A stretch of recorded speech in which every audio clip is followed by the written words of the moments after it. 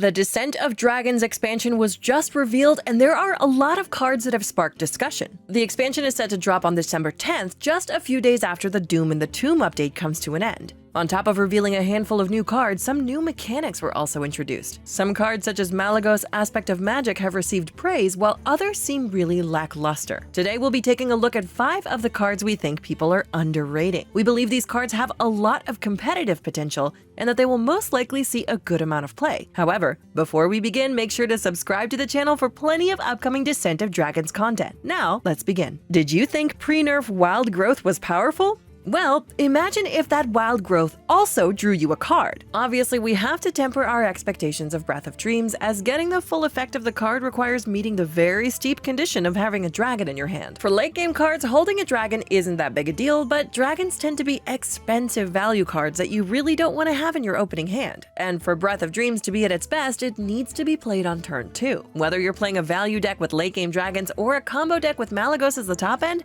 Breath of Dreams will find a slot. In both of these cases, a key card will likely be Twilight Drake, as it's one of the few powerful dragons which you won't be sad about keeping in your opening hand. This card also gets better with each powerful dragon card that they announce, as the more dragons that you can safely run, the better. It's certainly not a guarantee that Breath of Dreams will be good or ever playable, but it has one of the highest upsides of any card revealed thus far. While it's very hard to analyze the power level of Galakron the Wretched since not all of the Invoke cards have been revealed, it would be crazy not to include Veiled Worshipper in this top 5. The standalone power level of playing a 4-mana 5/4 and drawing 3 cards is incredible. So as long as there are a handful of viable Invoke cards, Veiled Worshipper can carry the Galakron Warlock archetype. It's tough to say whether the archetype will be a mid-range tempo deck, a control deck, or even a slower style of combo deck, but Veiled Worshipper supports all of these archetypes very well and will surely pop up somewhere in the new meta. Several years ago, Steam Weedle Sniper was released and was widely predicted to be an extremely powerful card. It proceeded to make zero impact on the competitive meta, but there are several reasons why Dwarven Sharpshooter will not fail in the same way. Firstly,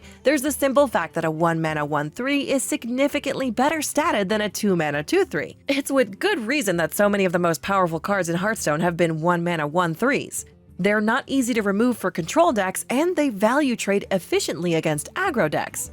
Secondly, one of the biggest problems with Steam Weedle Sniper was that it ruined your curve, as you weren't able to get value from the hero power upgrade on turn 2, and you usually didn't want a hero power on turn 3.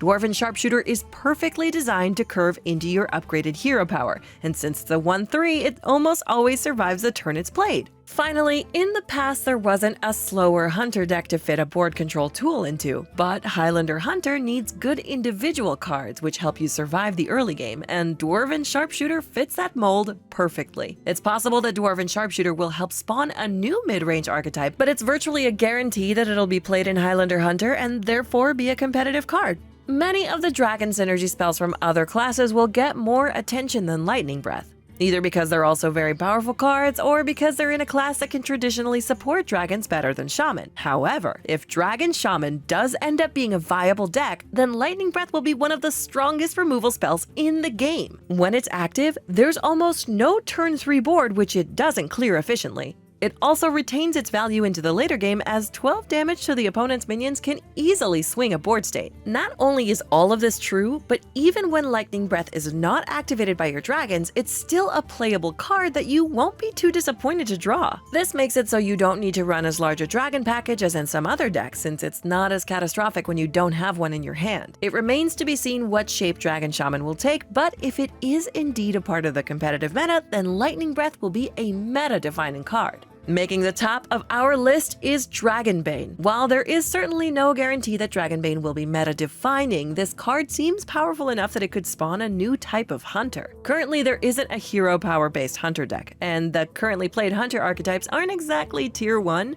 but this card could help these decks significantly. As a standalone card, Dragonbane is exceptionally powerful and fits easily into any non-Master's Call hunter deck. There are 2 primary reasons why this card is strong. Firstly, playing it on turn 6 with your your hero power is extremely powerful, but even more importantly, it's a big threat when it's played on turn 4 or coined out on turn 3. There are a lot of times where your opponent will not be able to remove it on the turn it's played, and then it can stick, control the board by itself, and potentially win the game for you. Additionally, against a control deck which doesn't play many minions, it is a tremendous amount of pressure when it goes unanswered. I'll admit this is probably the most risky prediction on this top 5 list, and it is definitely possible that Dragonbane is more of a fringe card, but it also has the potential to make Hunter tier 1 all by itself, and that is the reason why we rate it so highly. When cards have the ability to shape the meta by themselves, they often will do so, and will take charge very easily.